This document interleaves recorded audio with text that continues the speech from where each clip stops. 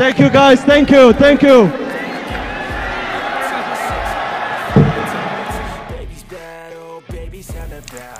Ya, timnas Indonesia Suhan Sintayong sukses mengalahkan musuh bebuyutan Vietnam dengan skor 1-0 untuk kedua kalinya secara berturut-turut di ajang resmi. Yang paling disorot saat melawan Vietnam di GBK adalah bek tangguh Indonesia, Justin Hubner. Banyak yang memberi julukan kepada Hubner sebagai Sergio Ramosnya Indonesia. Ya, tak hanya itu, pemain Vietnam yang bermain kasar tak mampu berkutik ketika berhadapan dengan Justin Hubner. Bahkan Justin disebut sebagai pawang pemain Vietnam karena mampu menaklukkan pemain kasar mereka. Ya, bukan tanpa alasan, supporter Indonesia masih mengingat perbuatan atau permainan kasar pemain Vietnam, Duan Phan Hau, yang membuat cedera salah satu pemain terbaik timnas Indonesia saat itu, yakni Evan Dimas Darmono. Diketahui, Duan Phan Hau akan diturunkan Philippe Troussier di laga kedua di markas Vietnam. Kini yang ditandai supporter Indonesia itu sudah pulih dari cedera dan siap diturunkan di laga nanti.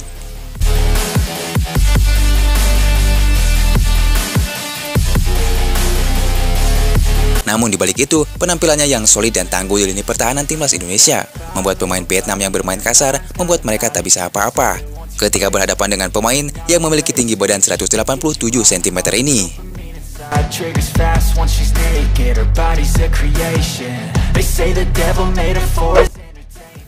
Di balik itu, tak cuma kehadiran Duan Phan Hau saja yang disorot, namun Indonesia juga akan ketambahan amunisi baru ketika melawan Vietnam di markas mereka, yakni kehadiran jenderal lapangan tengah Tom Haye dan Ragnar Oratmanguyen. Dengan skuad terbaik Indonesia saat ini, tentu Indonesia dengan pasukan termahal di ASEAN optimis bahwa skuad Garuda akan naik ke ranking 100 besar dunia dan akan sejajar dengan negara-negara kuat di sepak bola dunia. Ya, perjuangan dari ranking bawah 170-an dunia dan kini beranjak naik hingga di ranking 138 sementara ini.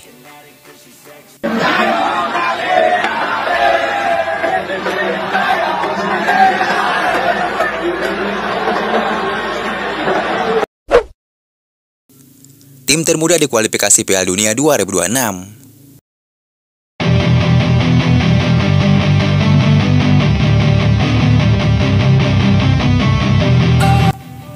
Ya, timnas Indonesia saat ini adalah gambaran masa depan. Usianya masih muda, mayoritas di bawah 23 tahun.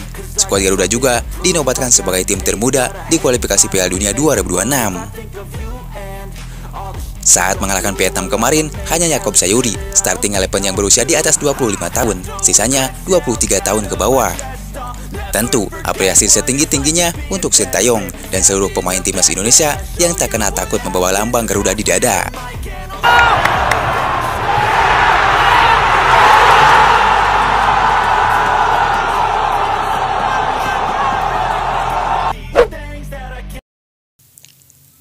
Sintayong siap bikin sejarah di markas Vietnam.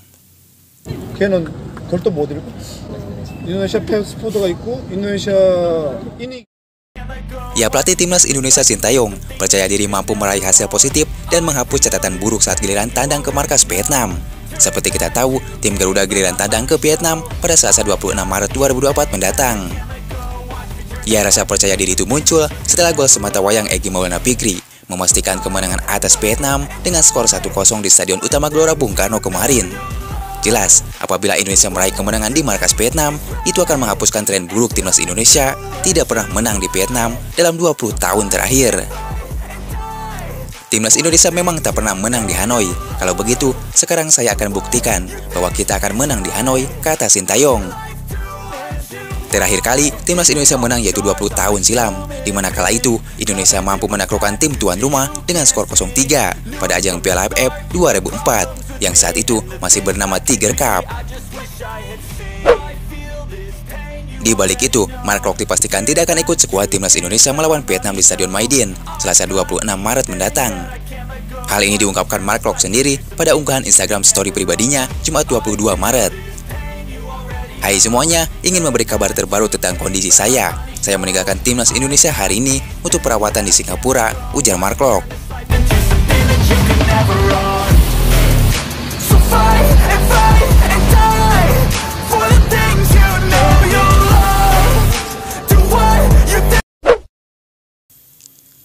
Philippe Troussier sebut gol Egy adalah hasil keberuntungan.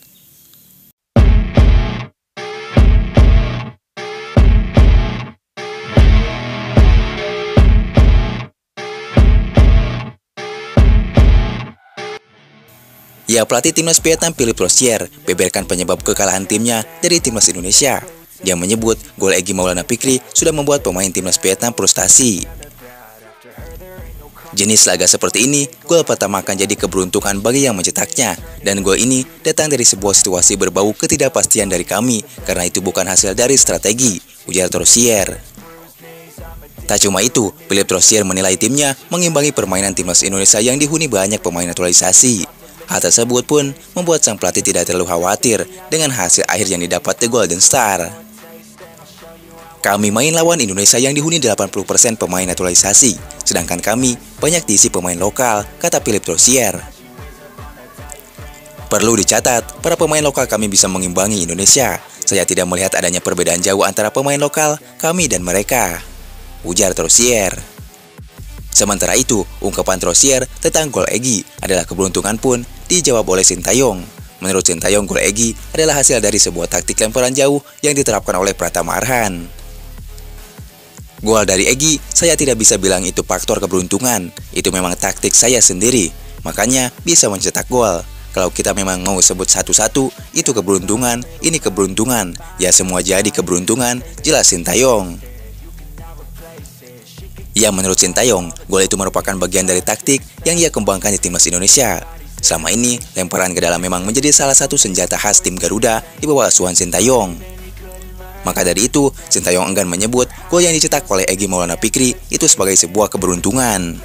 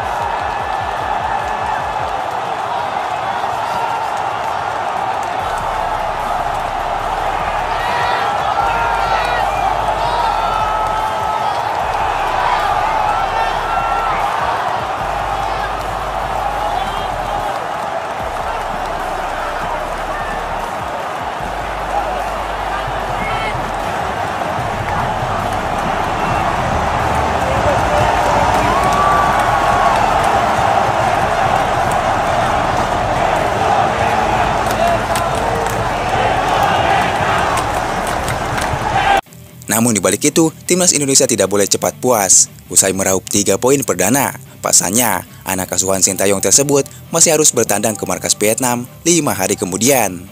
Timnas Indonesia akan bertandang ke markas Vietnam di Stadion Nasional Mai Dinh, Hanoi Selasa 26 Maret 2024. Tentu, bertandang ke markas Vietnam bukanlah hal yang mudah bagi skuad Garuda. Timnas Indonesia belum pernah menang selama 20 tahun terakhir di Stadion Mai Dinh, Hanoi. Sementara itu, pertandingan ketiga grup F kualifikasi Piala Dunia 2026 zona Asia antara Indonesia dan Vietnam menjadi laga yang spesial bagi Jai Jazz. Bek berusia 23 tahun itu resmi debut sebagai pemain timnas Indonesia. Meski baru pertama kali bermain di timnas Indonesia, namun Jai Jazz menunjukkan tanda-tanda bahwa ia bakal jadi pilar penting untuk pertahanan timnas Indonesia. Kualitas yang paling kentara dari seorang bek adalah ketenangannya. Ia terlihat sangat tenang ketika Vietnam membombardir pertahanan Indonesia, terutama di babak pertama. Selain itu, Ijaz mampu membaca permainan dengan baik. Ia kerap, cermat memotong aliran bola Vietnam, sehingga beberapa serangan The Golden Star gagal mengancam gawang Indonesia.